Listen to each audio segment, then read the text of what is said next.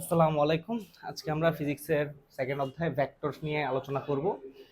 Vector আমাদের বলতে গেলে প্রথমে রাশি নিয়ে আলোচনা করি আমরা, যে রাশি হলো যে দুই প্রকার। রাশি হলো কি জিনিস? রাশি হলো যা কিছু পরিমাপ করা যায় সবকিছুকে আমরা রাশি বলি। তো রাশি হলো আমাদের দুই প্রকার, একটা হলো যে স্কেলার রাশি আর একটা ভেক্টর রাশি।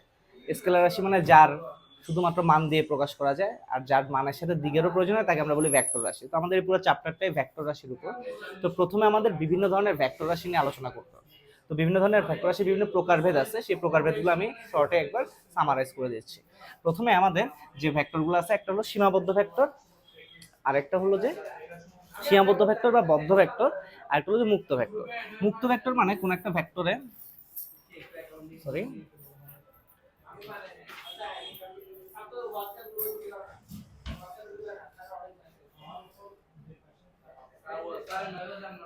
কোন একটা ভেক্টরে যদি এ ভেক্টর, যেটা রেখাটা যাচ্ছে চলমান, এটা শেষ কোথায়, শেষ বিন্দু কোথায় সেটা যদি নির্দিষ্ট না থাকে, বা আদি বিন্দু বা শেষ বিন্দু বা পাদবিন্দু যদি নির্দিষ্ট না থাকে, তাকে আমরা বলি মুক্ত ভেক্টর।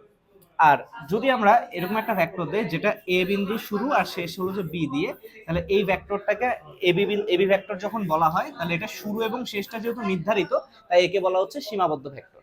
তাহলে একটা হলো মুক্ত ভেক্টর, একটা সীমাবদ্ধ ভেক্টর। তারপর আছে আমাদের সদৃশ, বিসদৃশ, সমান ভেক্টর, ঋণাত্মক ভেক্টর। তো আমরা এই চারটা জিনিসকে একটু একসাথে দেখাচ্ছি। যদি আমরা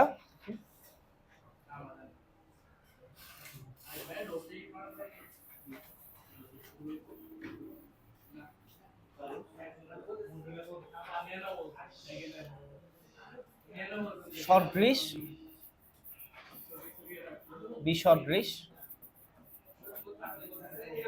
সমান, একটা হলো ঋণাত্মক বা বিপরীত ভেক্টর, ঋণাত্মক ভেক্টর। তো এই চারটাতে কনফিউশন তৈরি হয় বলে আমি এটাকে একটা চার্ট আকারে দেখায় দিচ্ছি। সদৃশ আর বিসদৃশের ক্ষেত্রে মান কি হবে না হবে সেটা কোনো ফ্যাক্ট না। যদি দুটা ভেক্টরের দিকটা সেম হয়, একই দিক থাকে, সমান্তরাল থাকে, তখন তাকে আমরা বলবো সদৃশ ভেক্টর। আর যদি অপোজিটে সমান্তরাল কিন্তু অপোজিট ডিরেকশনে যদি হয়, তখন সেটাকে আমরা বলবো বিসদৃশ ভেক্টর। এক্ষেত্রে মান সমান হোক বা না হোক সেটা কোনো ফ্যাক্ট করবে না সদৃশ বিসদৃশের ক্ষেত্রে। কিন্তু সমান ও ঋণাত্মকের ক্ষেত্রে অবশ্যই মানটা হইতে হবে একই, হইতে হবে সেম, হইতে হবে মান একই হবে। আর সমান ভেক্টরের ক্ষেত্রে মানও সেম, দিকও সেম, একই দিক বা সমান্তরাল। আর ঋণাত্মকের ক্ষেত্রে সেম মান হবে, দিক হবে অপোজিট। তাহলে আমাদের সদৃশ আর বিসদৃশের ক্ষেত্রে আমরা দেখতেছি মান কোনো ফ্যাক্ট করতেছে না, কিন্তু দিক যদি একই হয় সেটাকে আমরা সদৃশ বলবো, আর অপোজিট হলে তাকে আমরা বলবো বিসদৃশ। আর সমান এবং ঋণাত্মক ভেক্টরের মান অবশ্যই সমান হইতে হবে, দিকটা যদি সেম হয় সমান, আর অপোজিট হলে সেটা হলো ঋণাত্মক। তাহলে মানটা ফ্যাক্ট করতে হবে যে কোথায়, সমান এবং ঋণাত্মক ভেক্টর বা বিপরীত ভেক্টরের ক্ষেত্রে। এর বাইরে আমাদের আরো বিভিন্ন টাইপের আছে, তার মধ্যে কিছু কয়েকটা ডেফিনেশন বলতেছি আবারও।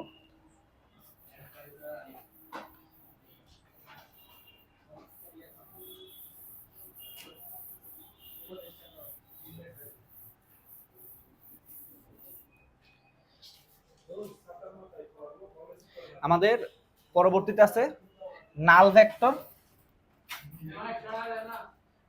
নাল ভেক্টর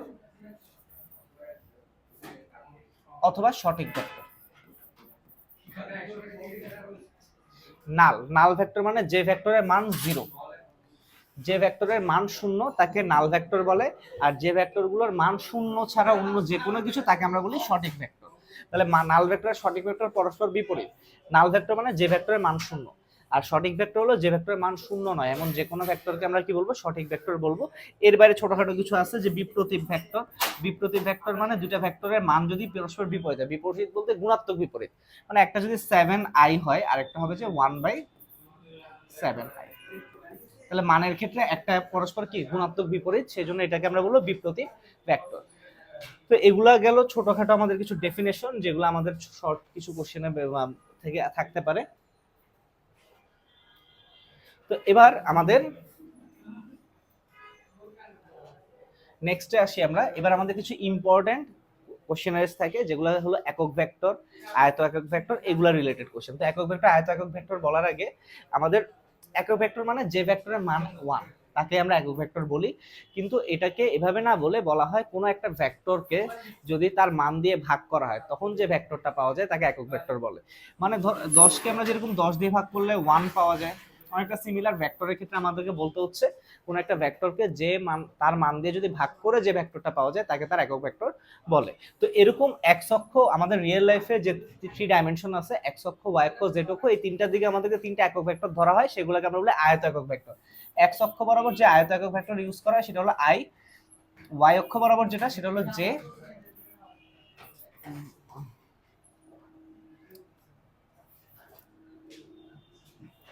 জেড অক্ষ বরাবর যেটা সেটা হলো যে কে। উপরে একক ভেক্টরের ক্ষেত্রে অবশ্যই টুপির মতো ক্যাপের মতো যে চিহ্নটা সেটা দিতে হয় একক ভেক্টরের ক্ষেত্রে। তাহলে আমাদের এই তিনটা এগুলাকে বলা হচ্ছে কি আয়ত একক ভেক্টর। তো আমাদের এগুলোর উপর বেস করে আমাদের কিছু ডেফিনেশন আছে, অবস্থান ভেক্টর আসবে, সরণ ভেক্টর আসবে, সেগুলোতে আমরা চলে যাচ্ছি।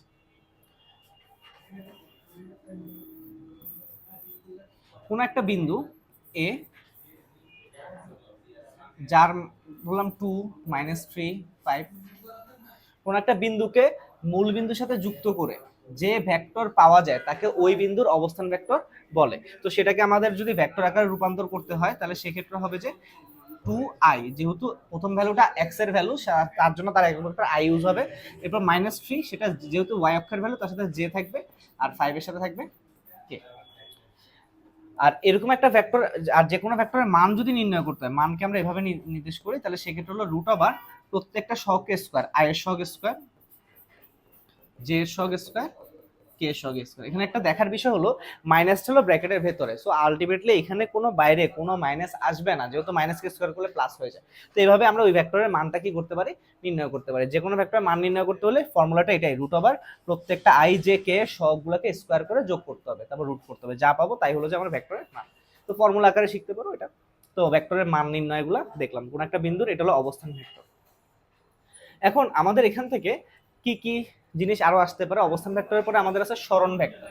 সরণ ভেক্টর হলো, ধরো কোনো একজন ব্যক্তি এ বিন্দু থেকে একটা বি বিন্দুতে চলে গেল, যে বি বিন্দুটা হলো যে -7 2 -3, র্যান্ডম আমি একটা বিন্দু নিলাম, এ থেকে বি তে গেল, আমাকে বললো যে এবি ভেক্টর নির্ণয় করো, বের করতে বললো এবি ভেক্টর। তো এবি ভেক্টর যদি নির্ণয় করতে বলে, আমরা যেহেতু বি বিন্দুটা দেওয়া আছে সেখান থেকে আমরা ওবি ভেক্টর সেম ভাবে বের করতে পারবো, যে ওবি ভেক্টর সমান ওএ ভেক্টর তো পাইছি, ওবি ভেক্টর পেয়ে যাচ্ছি -7i + 2j - 3k। তো আমাদের ও এ মানে এদিকে, ও বি তাহলে তার ডিরেকশনটা এদিকে, আর এ থেকে বি এর ডিরেকশন এদিকে। তো আমাদের এবি বের করতে বলছে, যেহেতু আমাদের ভেক্টরের একটা যোগবিধি আছে, ভেক্টরের যোগবিধিটা হলো যে আমরা যে কোনো পথে একটা বিন্দু থেকে আরেকটা বিন্দুতে যে কোনো পথে যাই না কেন, সবগুলোর সমষ্টি, সবগুলা পথের ক্ষেত্রে আমরা এই পথের যে সমষ্টিটা পাবো, এই পথের যে সমষ্টিটা পাবো, সবগুলো কি হবে, সমান হবে। যেমন আমার এই তীর চিহ্নগুলো দেখে বোঝা যাচ্ছে আমি ও থেকে বিতে এদিকে এই পথে যেতে পারি, ও থেকে এ, এ থেকে বি, আবার এদিকে ডিরেক্ট ওবি যেতে পারতেছে। তাহলে যেই পথে যায় না কেন দুইটা পার্টি কি থাকবে, সমান থাকবে ভেক্টরের নিয়ম অনুযায়ী। তাহলে সেক্ষেত্রে ও এ প্লাস এবি সমান হলো কি ওবি। তাহলে এখান থেকে আমরা এবির মানটা বের করতে পারতেছি। এবি সমান তাহলে কি হচ্ছে, ওবি মাইনাস ওএ। তাহলে ওবি আর ওএ তো আমার কাছে আছে, একটা একটা বিয়োগ করলেই হয়ে যাচ্ছে। তো এগুলো হলো রেগুলার ম্যাথ। এখন আমাদের যেহেতু অ্যাডমিশনে এত সময় থাকবে না এত কিছু করে ভেঙে করার, সো শর্টকাট ওয়ে হলো আমাকে যা বলবে, এখানে এবি আছে, এবি হলো যে পরেরটা থেকে সবসময় আগেরটা বিয়োগ, মানে বি থেকে এ বিয়োগ। যদি এমন হইতো আমাকে কোনো কোশ্চেনে সি আর ডি দিছে, আমাকে বললো ডিসি বের করো, ডিসি ভেক্টর বের করো, তাহলে পরে কি আছে সি, আগে আছে ডি, তাহলে হবে যে ওসি মাইনাস ওডি, তার মানে পরেরটা থেকে আগেরটা বিয়োগ। তাহলে আমরা এত চিত্র আঁকার দরকার নেই, কোনো কিছু না, ডিরেক্টলি আমরা করতে পারবো। এবং আমরা তখন বিন্দুগুলোকে এভাবে ভেঙে ভেঙেও করবো না, আইজ্যাকেতেও নিব না, কারণ আমাদের সিকিউর জন্য আমরা এইচএসসির জন্য এভাবে ভেঙে ভেঙে করতাম। এখন ডিরেক্টলি আমি বুঝতেছি বিয়োগ করার সময় এখান থেকে বিয়োগ করে দিব। যেমন আমি যদি এখানে দেখাই ডিরেক্ট শর্টকাটে এবি ভেক্টর বের করতে হচ্ছে, তো আমি জানি বি থেকে এ বিয়োগ করব। তো বি এর এক্স এর মান -7 2, -7 থেকে 2 গেলে -9, এটা এক্স এর যেহেতু সেজন্য আই দিব উপরে। তারপর হলো যে বি থেকে, তাহলে 2 থেকে -3 গেলে 5 হবে, +5, তারপরে -3 থেকে 5 বিয়োগ হলে -8। তো ডিরেক্ট পেয়ে গেলাম এবি ভেক্টর। এবার তার যদি মান নির্ণয় করতে বলে, তো মান নির্ণয় তো বুঝাইলাম, রুট ওভার প্রত্যেকটা শখকে স্কোয়ার করবো, -9 স্কোয়ার 81, +5 স্কোয়ার 25, +8 64, তারপর এটা যোগ করলে আমরা মান পেয়ে যাবো। আর যদি একক ভেক্টর বের করতে বলে তাহলে ওই ভেক্টরকে এটা তার মান দিয়ে ভাগ করলে একক ভেক্টরটা পাওয়া যায়। তাহলে এখানে আমরা সরণ ভেক্টর, একক ভেক্টর এবং অবস্থান ভেক্টর তিনটা জিনিস বুঝলাম, তিনটা একসাথে দেখায় ফেললাম। তাহলে যে কোনো বিন্দু দিলে সেটা থেকে সরণ ভেক্টর, অবস্থান ভেক্টর বা মান নির্ণয় এসব অনেক কিছু আসতে পারে। এই হলো আমাদের প্রসেস। তাহলে এটা গেল একটা। তো এবার আমরা নেক্সট টপিকসে যাই। আমাদের নেক্সট টপিকস হলো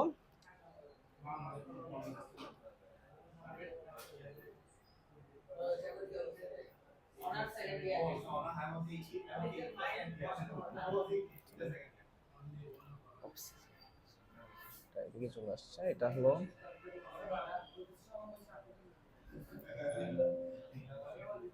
এবার আমরা নেক্সট টপিকসে যাচ্ছি লব্ধি ভেক্টর।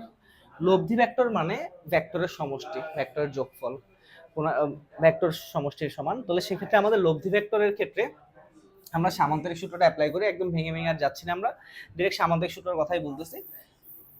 সামান্তরিক সূত্রটা অনেকটা এরকম, কোন একটা সামান্তরিকে দুটি সন্নিহিত বাহু বরাবর যদি দুটো ভেক্টর কাজ করে এবং তাদের মধ্যবর্তী কোণ যদি আলফা হয়, তাহলে তাদের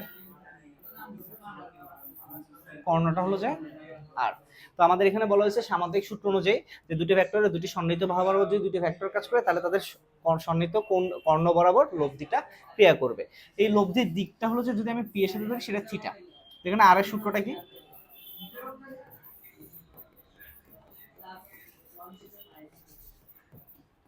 লব্ধি আর সমান √p² + q² + 2pq cos alpha. তারপরে দিক নির্ণয়ের ক্ষেত্রে এখানে একটা ঝামেলা আছে। ঝামেলাটা হলো আমাকে সবসময় দেখতে হবে কোনটা কার সাথে বের করতেছে। থিটাটা যেহেতু পি এর সাথে বের করতেছে, সো পি একলা থাকবে, এখানে হবে কিউ সাইন আলফা আর প্লাস এখানে হবে কিউ cos আলফা। যেহেতু পি এর সাথে কোণ সেজন্য পি একলা। যদি আমি এখানে কিউ এর সাথে কোণ করতাম তাহলে এখানে কিউ হইতো আর এখানে এই জায়গায় এখানে কিউ হইতো আর এই জায়গায় হইতো P sine alpha, P cos alpha. তাহলে এই হলো যে ভেক্টরের আমাদের লব্ধির সূত্রগুলা। তো এই সূত্রগুলা ব্যবহার করে আমাদের কি কি কোশ্চেন আসে, একটা হলো যে বৃষ্টি ছাতার ম্যাথ, তারপরে নৌকা নদীর ম্যাথগুলা, এই জিনিসগুলো দিয়ে করা হয়। এবং দুটা বলের লব্ধি বের করার জন্য আমরা এটা দুটি বলের লব্ধি বের করতে হলে আমরা ডিরেক্টলি এভাবে বের করতে পারবো।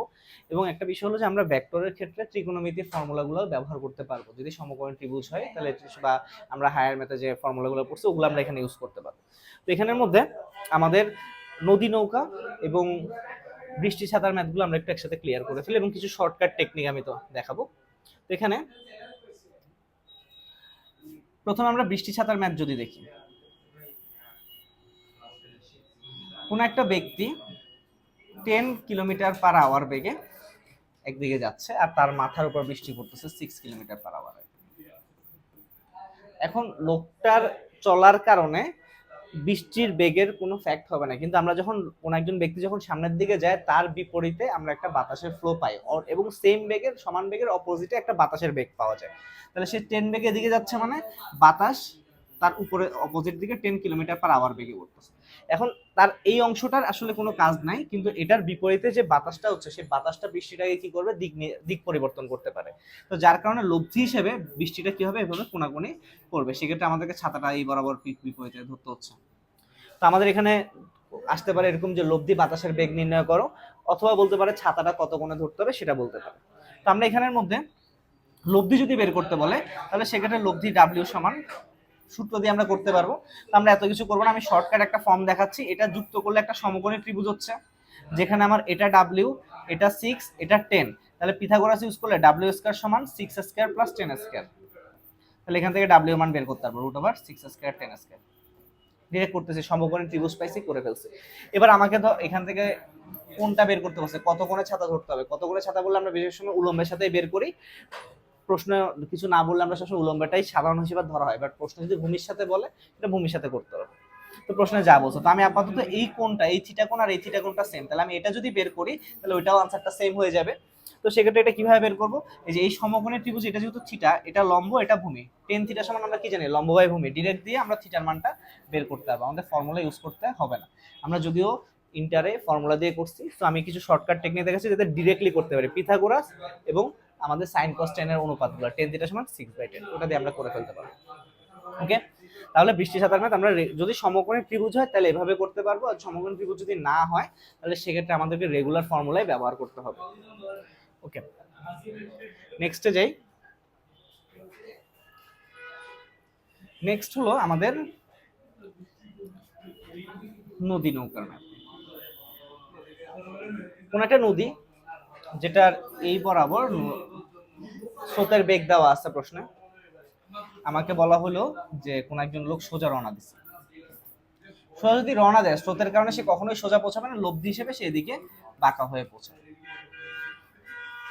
এই পথটাকে বলা হয় ন্যূনতম সময় পথ, কারণ সে সোজা রওনা দিছে কিন্তু গেছে বাঁকা, কিন্তু এই ক্ষেত্রে টাইমটা সর্বনিম্ন লাগে, সেজন্য এটাকে ন্যূনতম সময় বা সর্বনিম্ন সময়ের পথ বলা হয়। আরেকটা আছে এরকম, আমি এখন যাচ্ছি যে না আমি সোজা যাব অপোজিটে, সোজা যদি অপোজিটে যেতে চাই তাহলে সেক্ষেত্রে যেহেতু স্রোতের বেগ আছে আমাকে যেতে হবে বাঁকা, তাহলে সেখান থেকে আমরা লব্ধি হিসেবে সোজা পৌঁছাতে পারি। তো এক্ষেত্রে সোজা যেহেতু যাচ্ছে দূরত্বটা সর্বনিম্ন, সো দূরত্বটা সর্বনিম্ন আমাদের, এই জন্য এই পথটাকে বলা হচ্ছে সর্বনিম্ন দূরত্বের পথ। তো এই দুইটা ক্ষেত্রে আমাদের কোশ্চেনে আসতে পারে যে এখানে কত কোণে ডাব্লিউ এর মানটা বের করতে বলে, লব্ধির মান, তারপর এখানে থিটার মান বের করতে বলে রেগুলারে, আর এক্ষেত্রে আমার ইউ এর মান থাকে, ভি এর মান থাকে, ডাব্লিউ বের করতে বলে অথবা আলফার মানটা বের করতে বলে। তাহলে এখানে ডাব্লিউ আর থিটা লাগবে, এখানে ডাব্লিউ আর আলফা লাগবে, এই মানগুলো আমাদের কোশ্চেনে থাকে। তো এই মানগুলো আমরা কিভাবে শর্টকাটে করতে পারি সেটা আমি একটু দেখাচ্ছি। প্রথমে এখানে দেখাই, এটা ইউ মানে যে কোনো ভেক্টরকে আমরা সমান্তরালে মুভ করতে পারি, এদিকে ইউ মানে এটাও ইউ, তাহলে এখানে ইউ, এটা ভি, এটা ডাব্লিউ, পিথাগোরাস ইউজ করে আমরা ইজিলি বের করে ফেলতে পারি। ডাব্লিউ স্কয়ার সমান U square plus V square, তাহলে ডাব্লিউ এর মান এখান থেকে বের করতে হবে ইউ ভি প্রশ্নে দেওয়া থাকলে। সেকেন্ড হলো থিটা, থিটাটা যদি আমি ইউ এর সাথে এখানে বের করতে চাই, এই থিটা আর এই থিটা তো সেম, তাহলে এই থিটাটা বের করব, এটা হলো যে থিটা হলে এটা লম্ব এটা ভূমি, তাহলে টেন থিটা সমান ভি বাই ইউ, তাহলে আমরা ফর্মুলা ইউজ করতে হচ্ছে না, আমরা ডিরেক্টলি করতে পারতেছি। তাহলে এই পার্ট গেল। এবার এখানে আসে, এবার এখানের মধ্যে আমার ইউভি থাকবে, ডাব্লিউ আর আলফা বের করতে বলে সাধারণত। তো আমরা ইন্টার যখন করছি লব্ধির দিক 90 ডিগ্রি ধরে অনেক কাহিনী করে আমরা বের করছি, সো আমরা এখানে একটু শর্টকাটটা দেখাচ্ছি। শর্টকাটটা হলো প্রথমে ডাব্লিউটা দেখাই শর্টকাটে।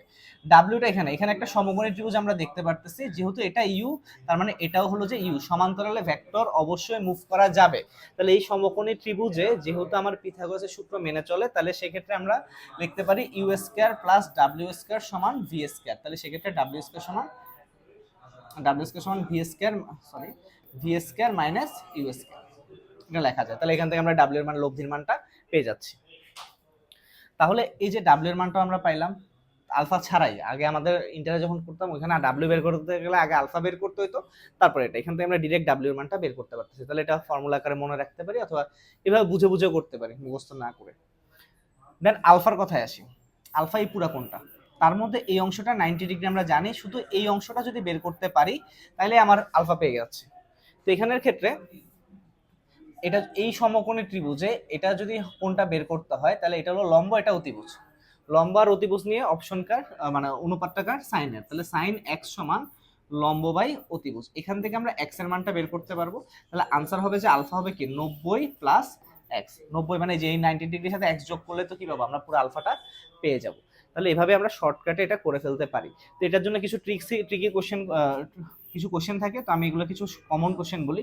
যদি কখনো দেখো এই কোশ্চেনের মধ্যে যে বললো যে স্রোতের বেগ 6 আর সাঁতারুর বেগ 12 বা নৌকার বেগ 12, মানে একটা একটা ডাবল যদি হয় তাহলে আনসার অলওয়েজ 120।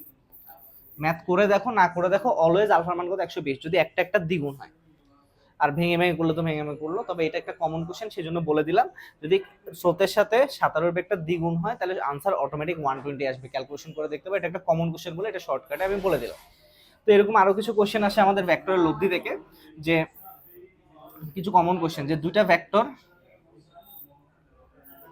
ভেক্টরের সমান মানের ভেক্টর, তাদের লব্ধির মানও সমান, দুইটা ভেক্টরের লব্ধির মানও সেম আসছে, তাহলে সেক্ষেত্রে তাদের মধ্যবর্তী কোণ আলফা বের করো কত। তো এই ক্ষেত্রে আলফার মান কত 120 ডিগ্রি। ম্যাথ করে দেখা যেতে পারে আর স্কয়ার সমান P square plus Q square plus 2pq cos alpha ওই সূত্রতে আমরা pqr সবার জায়গায় শুধু p বসাবো, তাহলে মানটা চলে আসবে আলফা মান 120 ডিগ্রি। সো ওভাবে না করে আমরা এটা কিছু শর্টকাট হিসেবে এমসিকিউর জন্য মনে রাখবো, এটা একটা কমন কোশ্চেন বারবার আসে সেই কারণে এটা বলে দেওয়া। তাহলে এই যে নদী নৌকা রিলেটেড সবকিছুই হলো। এখানে আমাদের যদি টাইমটা নরমালি অ্যাডমিশনে আসে না, তারপর যদি আসে তাহলে আমরা এটা মনে রাখবো t সমান s/v sin আলফা। এটা দিয়ে আমরা ইন্টারও করছি, এটাই সহজ শর্টকাট সূত্র, এর থেকে সহজ শর্টকাট দরকার নেই। টাইম বের করতে বলে s মানে এ প্রান্ত থেকে ও প্রান্তের দূরত্ব, s সরণ বলতে এখানে আসলে d লিখি আমরা, নদীর প্রস্থ, এটা কোনো সরণ না, এটা হলো নদীর প্রস্থ। আর ভিটা তো জানি নৌকার বেগ বা সাঁতারুর বেগ, আলফাটা হলো যে মধ্যবর্তী কোণ, ইউ আর ভি এর স্রোত এবং এদের সাথে মধ্যবর্তী কোণ। তাহলে এই অংশ থেকে আমরা মোটামুটি নদী নৌকার যতগুলো প্রবলেম আছে সবগুলো আমরা একটা সামারি করে দিলাম নদী নৌকার ম্যাথে। তাহলে এই হলো যে আমাদের মোটামুটি ভেক্টর বিভাজন। ওকে, তাহলে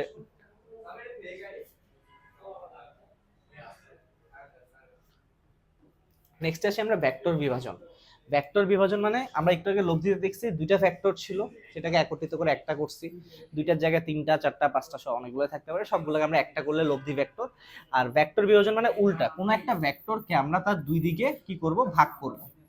তো আমাদের ভাগের মধ্যেও পার্থক্য আছে, যে কোনো দুই দিকে আমরা করতে পারি, অথবা আনুভূমিক এবং যে কোনো দুই দিকে করতে পারি, অথবা একটা 90 ডিগ্রি অ্যাঙ্গেলে অক্ষাংশ করতে পারি। আমাদের বেশি অংশ 90 ডিগ্রি অক্ষাংশটা লাগে, তো আমি সেটাই বলতেছি।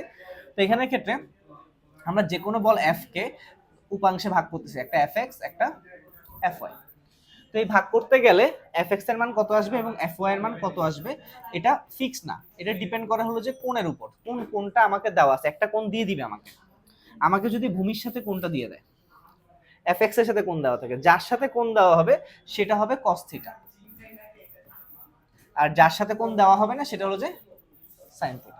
এটা কোত্থেকে আসছে, এটা আসলে এগুলো যুক্ত করলে এটা এফ এক্স এটা এফ ওয়াই, এফ ওয়াই এই যে সমান্তরালে নিলাম, তাহলে এফ এক্স যখন বের করতে যাব, এটা ভূমি আর অতিভুজ, ভূমি আর অতিভুজ নিয়ে সম্পর্ক কি কস থিটা, সেখান থেকে আমাদের এটা আসে। তাহলে শর্টকাটে আমরা এত ডিটেলস না মনে রেখে এটা মনে রাখতে পারি যে যার সাথে কোণ থাকবে সেটা কস, আর যার সাথে কোণ থাকবে না খালি থাকবে সেটা হলো যে সাইন। তো আমার প্রশ্নে যদি কোণটা এটা না দিয়ে এটা দিত, থিটা যদি এটা হইতো, এটা যদি না দিয়ে আমাকে এটা দিত, তাহলে সেক্ষেত্রে এফ ওয়াই হয়ে যেত cos থিটা, এফ এক্স হয়ে যেত sin থিটা। তাহলে এটা কিন্তু ফিক্স না, এটা ডিপেন্ড করে পুরোপুরি কোনটা কার সাথে দেওয়া আছে তার উপর, যার সাথে কোন সেটা cos অন্যটা sin, এভাবে আমরা মনে রাখতে পারি উপাংশ বিভাজন। ওকে, তো এই হলো ভেক্টর বিভাজন। ভেক্টর বিভাজনের কিছু পার্ট আছে যে আমরা মানে হাঁটার সময় কোনাকুনি ফোর্স প্রয়োগ করি, তার বিপরীত প্রতিক্রিয়া হিসেবে আণবিক উপাংশে আমরা সামনের দিকে যাই, আর উলম্ব উপাংশে আমাদের কিছুটা ওজনটা কি হয়, হ্রাস পায়, ওজনের বিপরীতে কিছুটা বল কাজ করে। এভাবে হাঁটা, বিভিন্ন কোনাকুনি যেমন সাইকেল চালানো, এসব বিভিন্ন জায়গায় ভেক্টর বিভাজনের কিছু ব্যাখ্যা থাকে। তারপরে আমাদের ছিল যে ঠেলার চেয়ে টানা সহজ, ঠেলার চেয়ে টানা সহজ থেকে কিছু এমসিকিউ দিতে পারে, সেই জিনিসগুলো আমরা একটু বুঝাই। কোন একটা ট্রলিকে যখন আমি টানার ক্ষেত্রে আমরা এদিকে উপরের দিকে টানি, তাহলে উপরের দিকে যখন আমি টানবো, তাহলে এখানে তার উপাংশ একটা এদিকে একটা এদিকে, এই এফ এক্স উপাংশের জন্য সেটা আস্তে আস্তে সামনের দিকে যাবে, আর এফ ওয়াই এর জন্য ওজনটা কিছুটা কি হবে, কমে যাবে। তার ওজন তো নিচের দিকে কাজ করতেছে আর এফ ওয়াই কাজ করতেছে উপর দিকে, তাহলে লব্ধি কাজ কি ডাব্লিউ মাইনাস এফ ওয়াই, যেহেতু এফ ওয়াই উপরে আর ডাব্লিউটা নিচে। আর আমি যদি ঠেলি, কোন একটা বস্তুকে যখন ঠেলবো তখন সেক্ষেত্রে আমরা এরকম কোনাকুনি ফোর্স দিব, তার আণবিক উপাংশ হলো যে এফ এক্স আর উলম্ব উপাংশ হলো এফ ওয়াই। তাহলে তার ওজনও নিচের দিকে কাজ করতেছে, এফ ওয়াইও নিচের দিকে, তাহলে লব্ধি বল হবে ডাব্লিউ প্লাস এফ ওয়াই। তো আমাদের এখানে যে বিষয়টা হলো, আমরা বুঝতেছি যে এখানে বেশি ওজন নিচের দিকে দিতেছে, কোন একটা তলের উপর যখন বেশি ওজন দেওয়া হয় ঘর্ষণ বল বেড়ে যায়, ওটার ওজনটা বেড়ে যায় মনে হবে, যার কারণে আমার এটা কষ্ট বেশি হবে, এটাতে কষ্টটা কি হবে, কম হবে। তাহলে ডাব্লিউ মাইনাস এই জন্য বলা হয় ঠেলার চেয়ে টানা সহজ। কিন্তু আমাদের কোশ্চেনটা এরকম থাকে যে ঠেলার চেয়ে টানা কতটুকু বেশি বল প্রয়োগ মানে বেশি ওজন বাড়াচ্ছে কতটুকু বা কতটুকু কম বাড়াচ্ছে। তাহলে এখানে পার্থক্য কত, এটা থেকে যখন এটা বিয়োগ করব তখন আমরা দেখবো যে 2FY আসতেছে। তো FY এর মানটা বের করে তাকে 2 দিয়ে গুণ করলেই হচ্ছে। তো FY টা কি হবে, যদি কোনটা এটা দেওয়া থাকে তাহলে FY এর মান হবে F cos θ, আর কোন যদি নিচেরটা দেওয়া থাকে তাহলে এটা হবে যে F sin θ। সেই অনুযায়ী আমরা মান বসায় কতটুকু বেশি বল প্রয়োগ ওজন বাড়তেছে আর কতটুকু কম ওজন বাড়তেছে সেই জিনিসগুলো আমরা কি করতে হবে, এখান থেকে ক্যালকুলেট করতে পারবো। তাহলে এই জিনিসটা এমসিকিউতে আসে মোটামুটি এই জিনিসগুলো আমাদের জন্য দরকার। তো এই এফওয়াই এর মানটা 2 টা মনে রাখবো, আর কোনটা চেঞ্জ হবে এটার উপর। থিটাটা এখানে দিলে এটা হবে এফ কস থিটা, আর থিটা এখানে না দিয়ে যদি এই মানটা দেওয়া থাকে তখন সেটা এফ সাইন থিটা বসায় আমরা এটা করতে পারবো। এটা মোটামুটি আসার মতো একটা এমসিকিউ, শর্টকাট এমসিকিউ। তাহলে এই হলো আমাদের ভেক্টর বিভাজন রিলেটেড কিছু কোশ্চেন। তো আমরা নেক্সটে যাই। তো আমাদের ভেক্টর বিভাজনে বা ভেক্টর লব্ধিতে আমরা আসলে যোগ বিয়োগটা দেখছি, এবার আমরা দেখব গুণ। তো ভেক্টরের গুণটা দুই টাইপের, একটা ডট গুণন আর একটা ক্রস গুণন। ডট গুণনে আমাদের ডট গুণনে হয় কি, যে যে রেজাল্টটা পাওয়া যায় সেটা স্কেলার রাশি পাওয়া যায়, যার কারণে আমাদেরকে এটাকে বলা হয় স্কেলার গুণন। আর ক্রস গুণনে ভেক্টর রাশি পাওয়া যায়, তাই এটাকে ভেক্টর গুণন বলা হয়, একই কথা। তো আমাদের এখানে আমরা প্রথমে ফর্মুলাটা একটু দেখি। এ একটা ভেক্টর, সেটা যদি A X I A Y J A Z K হয়, আর বি একটা ভেক্টর যদি B X I B Y J B Z K হয়। তাহলে এ ডট বি এর আমাদের দুইটা সূত্র আছে, দুটোটা ফর্মুলা আমি বলতেছি। একটা হলো এ বি কস থিটা, আর একটা হলো যে A X B X plus A Y B Y plus A Z B Z. তো এখানে এ ডট বি যখন করতেছি, এ এখানে কোনো ভেক্টর চিহ্ন দেওয়া নেই, তার মানে এ এর মান বি এর মান, আর থিটাটা হলো যে কি এ আর বি এর মধ্যবর্তী কোণ। আর যদি এরকম মান দিয়ে দেওয়া থাকে তাহলে সেক্ষেত্রে এ এক্স বি এক্স মানে কি, আই এর সহগের সাথে আই এর সহগ গুণ, জে এর সহগের সাথে জে এর সহগ গুণ, কে এর সহগের সাথে কে এর সহগ গুণ, সেগুলো আলাদা। এখানে কোনো আই জে কে নেই, তার মানে আমরা একটা স্কেলার আনসার পাচ্ছি, সেজন্য এটাকে স্কেলার গুণন বলা হয়।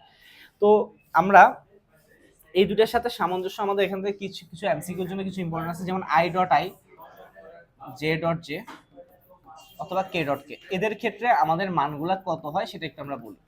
যদি আমরা এটা অনুযায়ী দেখি এ ডট বি সমান এ বি কস থিটা, তাহলে আই ডট আই যখন করব তখন আই এর এর জায়গায় আই, বি এর জায়গায় আই, তাহলে আই এর মান 1, এ আই এর মান 1, তাহলে 1 * 1 এটা। আর আই এর সাথে আই এর মধ্যবর্তী কোণ 0, cos 0 ডিগ্রির মান 1, যার কারণে সবগুলো 1 হওয়ার কারণে গুণফল কত আসবে 1। তাহলে এটা আমরা মনে রাখবো। সেম জিনিস ডট গুণন করলে মান পাওয়া যায় কি, একক ভেক্টরগুলো সেম, একক ভেক্টরগুলো যোগ গুণ করলে ডট গুণন করলে মান পাওয়া যায় 1। আর আমরা যদি ভিন্নদের মধ্যে করি তাহলে কি হবে, এ ডট বি সমান এ বি কস থিটা, তাহলে এ মানে আই এর মান হলো 1, জে মানে জে এর মানও 1, কস আই আর জে, আই মানে এক্স অক্ষ, জে মানে ওয়াই অক্ষ, এক্স অক্ষ আর ওয়াই অক্ষের মধ্যবর্তী কোণ 90 ডিগ্রি, কস 90 এর মান তো 0, সো 0। তাহলে ভিন্ন গুণ ডট গুণন করলে সবসময় 0 আসবে। আই ডট জে হোক সেটা J dot K, K dot I, ভিন্ন যে কোনো দুইটার মধ্যে করলে সবসময় অলওয়েজ কত আসবে 0, আর সেম এর মধ্যে করলে আসবে কত 1। এমসিকিউর জন্য আমরা এই জিনিসটা মাথায় রাখতে হবে বা বুঝে বুঝে করতে পারবো। তাহলে এটা হলো যে আমাদের ডট গুণনের কিছু কাজ। এখন আমরা কখন ডট গুণ ব্যবহার করি, ডট গুণ ব্যবহার করে কি কি মান পাইতে পারি, সেই জিনিসগুলো নিয়ে একটু আমরা ডিসকাস করি। তো আমাদের ডট গুণনের প্রথম কাজ হলো যে মধ্যবর্তী কোণ নির্ণয়।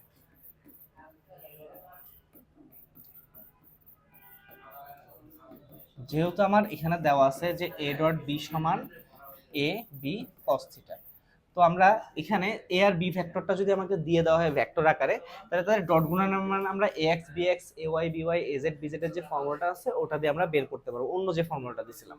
তারপর এ এর মান বি এর মান বের করলে এখান থেকে থিটার মানটা কি করা যাবে, বের করা যাবে, শর্টেই করা যায় মধ্যবর্তী কোণ নির্ণয়। সেকেন্ড হলো, যদি আমাকে জিজ্ঞেস করে দুটি ভেক্টর পরস্পর লম্ব কিনা, দুটি ভেক্টর পরস্পর লম্ব কিনা, তো লম্ব কিনা যদি বলে তাহলে অবশ্যই আমরা সেটা কি করব, ডট গুণন করব। ডট গুণনের মান যদি 0 পাই তার মানে সেটা হলো যে পরস্পর লম্ব। কেন 0 বলে দিচ্ছি, ফর্মুলাতে দেখা যাচ্ছে মধ্যবর্তী কোণ যদি 90 ডিগ্রি হয়, cos 90 মান 0, আলটিমেটলি ডট গুণনের মান কি আসবে 0 আসবে। তাহলে আমরা a ডট b সমান যদি 0 পাই তাহলে বলে দিতে পারবো তারা পরস্পর লম্ব, আর যদি 0 না পাই বলবো কি লম্ব নয়। থার্ডে হলো যে লম্ব অভিক্ষেপ অথবা উপাংশ অথবা অংশ, মানে বলে দেখি লম্ব বিক্ষেপ উপাংশ অংশ, এদের মধ্যে উপাংশ আর অংশটা পুরোপুরি একই জিনিস। লম্ব বিক্ষেপ কাছাকাছি হুবহু সেম না, কিছুটা ডিফারেন্স আছে। লম্ব বিক্ষেপ হলো ডিফারেন্সটা মেনলি এটা, লম্ব বিক্ষেপটা হলো স্কেলার রাশি, উপাংশ বা অংশটা হলো যে ভেক্টর রাশি। তো আমাদের এখানে ফর্মুলাগুলো একটু আমি আলোচনা করে দিচ্ছি, যেহেতু এই অংশটা আমাদের বইয়ে তেমন একটা নাই, কিন্তু অ্যাডমিশন থেকে এটা যেহেতু হায়ার ম্যাথের ভেক্টরে থাকে এই কারণে এ বরাবর, আচ্ছা একটু মুছে ফেলি লম্ব বিক্ষেপ এবং উপাংশটা। আমাকে লম্ব অভিক্ষেপ এবং উপাংশের পার্টে বলতে পারে এরকম যে এ ভেক্টর বরাবর বি এর লম্ব অভিক্ষেপ নির্ণয় করো।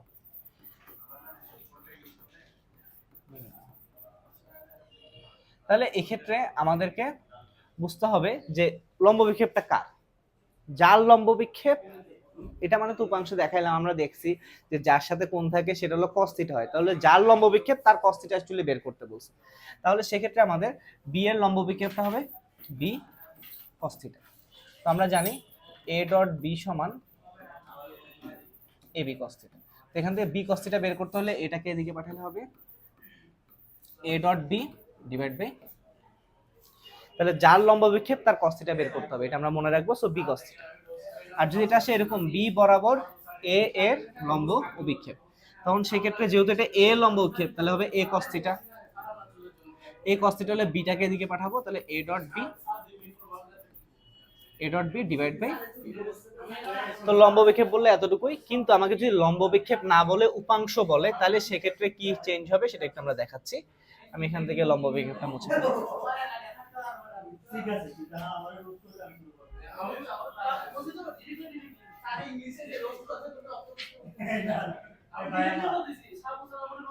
যদি আমাকে উপাংশ বা অংশক বলে,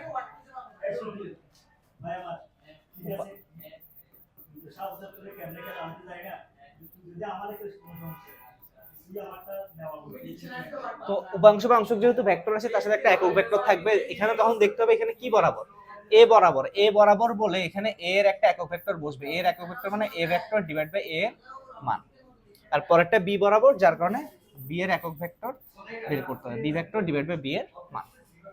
তাহলে এখান থেকে আমরা উপাংশ বা অংশকগুলা বের করতে পারবো।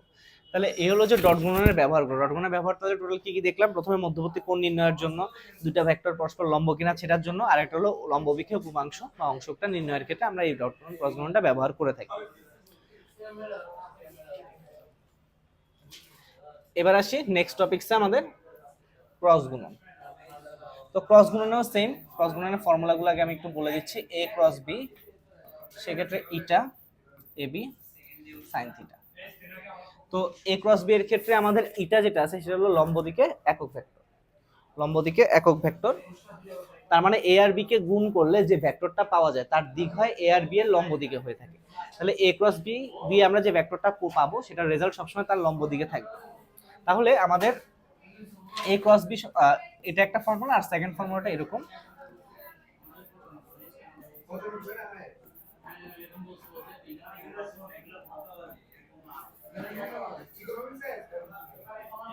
তাহলে আমাদের মনে রাখতে হবে যখনই আমাকে বলবে দুটো ভেক্টরের লম্ব দিকে ভেক্টর নির্ণয় করে, তাহলে অবশ্যই আমরা কি করব? ক্রস গুণনটা ব্যবহার করব। ক্রস গুণন করে আমাকে ম্যাথটা বের করতে হবে। তো এটা দুটো ফর্মুলা আছে। তো এই ক্রস গুণন আমরা কোথায় কোথায় ইউজ করব, কেন ব্যবহার করব, কিভাবে করব সেটা একটু আমরা দেখি। এটা থেকে এখানেও যেহেতু থিটা আছে, এখানে আমরা মধ্যবর্তী কোণ নির্ণয় করতে পারি, বাট এখানে আমাদের এটা আসবে না, কারণ এটা ক্যালকুলেশন অনেক বড় হয়। আমরা ডট, যদি মধ্যবর্তী কোণ নির্ণয় করতে বলেও আমরা ডট গুণন দিয়ে করব। সেকেন্ড অংশ, আমাদেরকে যদি বলে লম্ব দিকে একক ভেক্টর নির্ণয় করো, এখানে আমাদেরকে অ্যাডমিশনে যেহেতু এমসিকিউ, লম্ব দিকে একক ভেক্টর বের করতে বলবে না, বাট তার ফর্মুলাটা জানতে চাইতে পারে। তো লম্ব দিকে একক ভেক্টর, প্রথম কথা একটু আগে আমি বললাম যে যদি আমরা দুইটা ভেক্টরকে ক্রস করি তাহলে সেটা অবশ্যই যে ভেক্টরটা পাওয়া যাবে সেটা লম্ব দিকে পাওয়া যাবে। ওকে, লম্ব দিকে পাওয়ার জন্য আমরা ক্রস গুণন করলাম। এবার একক ভেক্টর পাইতে হলে তার মান দিয়ে ভাগ করতে হবে। সো মান দিয়ে আমরা ভাগ করতেছি। তো কোন একটা ভেক্টরকে তার মান দিয়ে যখন ভাগ করছে সেটা লম্ব দিকে তার একক ভেক্টর পাওয়া যায়, আর ক্রস গুণন করা মানে তো আমি লম্ব দিকে পাচ্ছি। সো আলটিমেটলি লম্ব দিকে একক ভেক্টর। তবে এখানে একটা প্লাস মাইনাস দেওয়া কম্পালসরি। কেন? কারণ লম্ব দিকে একক ভেক্টরটা সেটা উপরের দিকেও হতে পারে, নিচের দিকেও, মানে ওই তলের উপরের সাইডেও হতে পারে, তার নিচের দিকেও হতে পারে, দিকটা অপোজিট হতে পারে। এই কারণে প্লাস মাইনাস দিয়ে দুইটা দিয়ে আনসারটা করতে হবে। মানে ইকুয়েশন ফর্মুলা আকারে যদি জিজ্ঞেস করে আমাকে অবশ্যই প্লাস মাইনাস যে অপশনে থাকবে সেটাকে চুজ করতে হবে। তাহলে এটা হলো যে একটা পয়েন্ট। সেকেন্ড পয়েন্ট হলো যে আমাদের ক্ষেত্রফল নির্ণয়।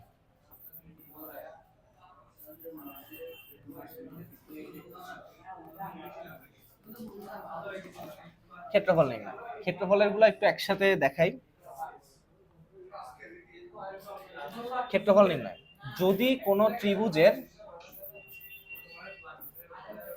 যে কোনো দুই বাহুতে দুটা ভেক্টর দেওয়া থাকে তাহলে তার ক্ষেত্রফল নির্ণয়ের সূত্রটা হলো হাফ a ক্রস b। আমাদের এখানে ফর্মুলাগুলোই থাকতে পারে, ক্যালকুলেশন দিলে ইজি দিবে যাতে আমরা সহজে করতে পারি, যেহেতু এমসিকিউ টাইপটা মোটামুটি সহজ হয় এখানে।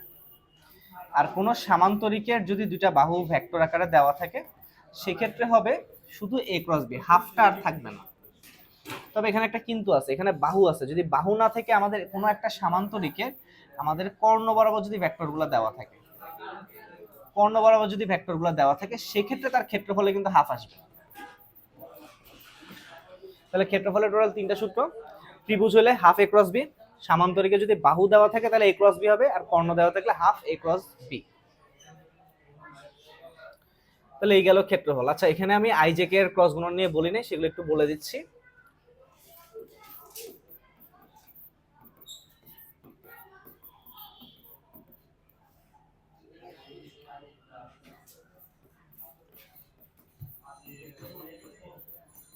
ডট গুণের সময় দেখছিলাম সেম করলে 1 আসে, কিন্তু ক্রস গুণনের ক্ষেত্রে সেম করলে সেটা আনসার থাকে 0। কেন 0? কারণটা হলো আমার সূত্রটা ছিল কি a ক্রস b এর, এটা ab sin থিটা। তো a আর b এর মধ্যবর্তী কোণ থিটাটা বসাইতে হবে। তো i এর সাথে i যখন করব তখন তারা i মানে x অক্ষ, x অক্ষের সাথে x অক্ষের মধ্যবর্তী কোণ 0 ডিগ্রি, তো sin 0 ডিগ্রি মানে তো 0, আলটিমেটলি 0 হয়ে যাবে। এই কারণে প্রত্যেকটা ক্ষেত্রে 0 আসছে।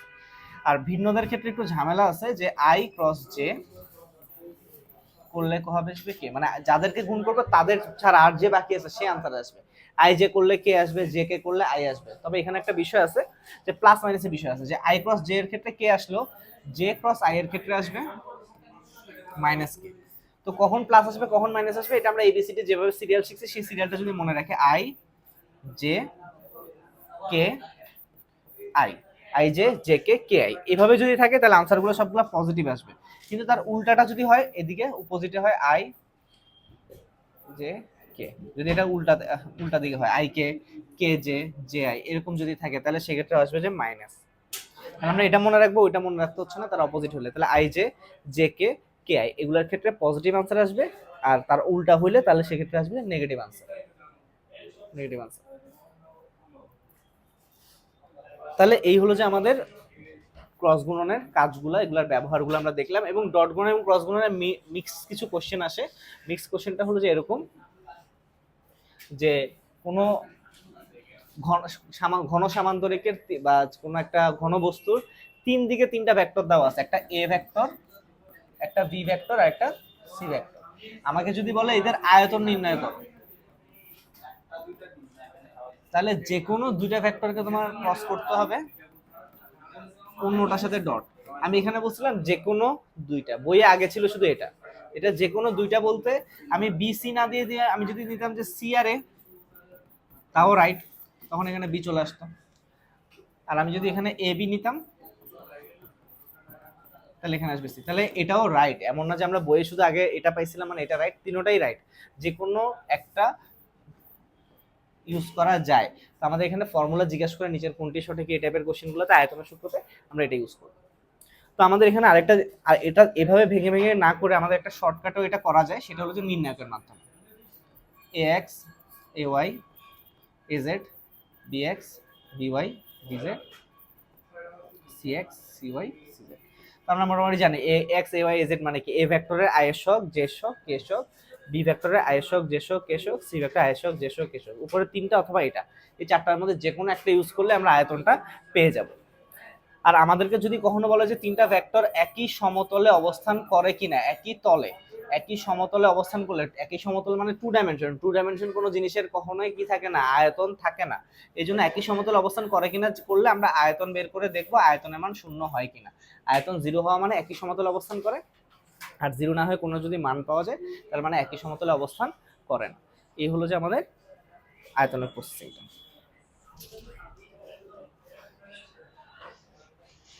তাহলে এই হলো যে আমাদের একই সমতলে পুরো ভেক্টরের পুরো টপিকসগুলো, সবগুলো টপিকস এখানে মোটামুটি আলোচনা করা হয়েছে। আমাদের এরপরে যে টপিকসটা আছে লাস্ট টপিকস ভেক্টর ক্যালকুলাস, এখান থেকে বিগত সালে কখনো কিছু আসে নাই, তেমন কোশ্চেনও ছিল না। তারপর আমরা এটা নিয়ে একটা সামারাইজেশন দিচ্ছি যাতে বেসিক আইডিয়াগুলো থাকে, মিস কিছু না যায়। তো আমাদের ভেক্টর ক্যালকুলাসে আমরা একটা অপারেটর ইউজ করি, সেটা হলো del operator. Del operator, del অপারেটরটা কি, del del X I, del del Y J, del del Z, এই অপারেটরটা আমাদের এখানে ইউজ হয়। আমাদের এখানে তিনটা টপিকস আছে, একটা হলো গ্রেডিয়েন্ট, ডাইভারজেন্স, কার্ল।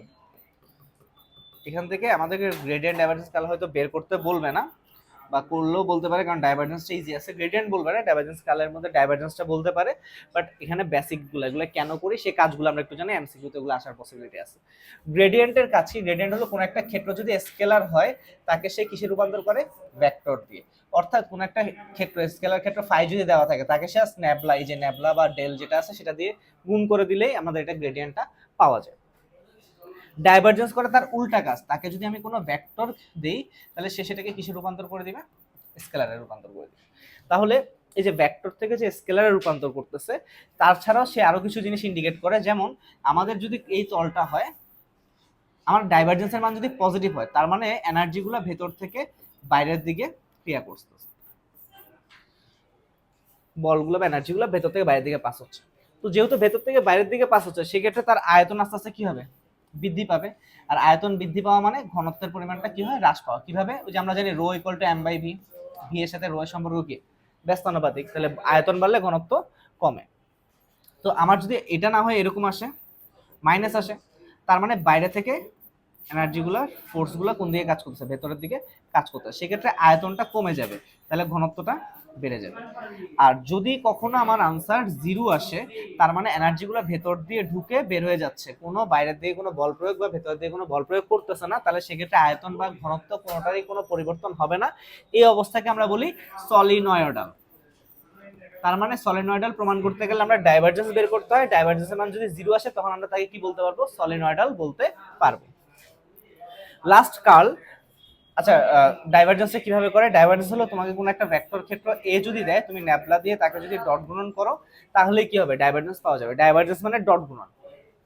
আর কার্লের ক্ষেত্রে হয় যে ক্রস গুণন, মনে রাখা সহজ, ডাইভারজেন্স ডি ডট গুণন ডি দিয়ে।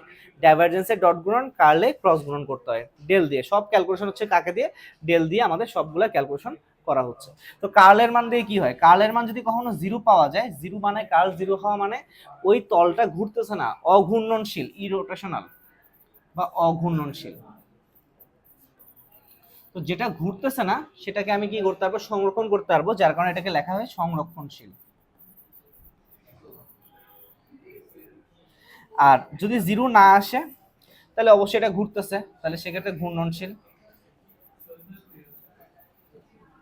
আর যেটা ঘুরতেছে সেটাকে তো সংরক্ষণ করা যায় না, সো সেটা হচ্ছে অসংরক্ষণশীল। তাহলে আমাদের মোটামুটি কার কোনটা কাজ, কি প্রসেস, এগুলো আমাদেরকে ডাইভারজেন্স কার্লের ক্যালকুলেশন গুলো করতে হবে। ডাইভারজেন্স ডট গুণনটা সহজ, সেই হিসেবে আমরা ওটা ক্যালকুলেশন হতে দেখতে পারি, বাট ওগুলো থাকার সম্ভাবনা খুবই কম। তো আমাদের ভেক্টরের প্রতিটা টপিক এখানে আলোচনা করা হয়েছে। তো বিগত সালের কোশ্চেনগুলো যদি অ্যানালাইসিস করে দেখা যাবে যে প্রত্যেকটা কোশ্চেনের সলিউশন আমি এখানে দেওয়া হয়েছে, প্রত্যেকটা টপিকসে টাচ করা হয়েছে। যেমন আমাদেরকে ভেক্টর লব্ধি থেকে কোশ্চেন করে, তারপর আমাদের কিছু বেসিক কোশ্চেন করে। যেমন আমাকে যদি বলে, কিছু বেসিক কোশ্চেন একটু হালকা ডিসকাস করি আমি বিগত সালে কিছু কোশ্চেন নিয়ে। যেমন আমাকে যদি বলে আই প্লাস জে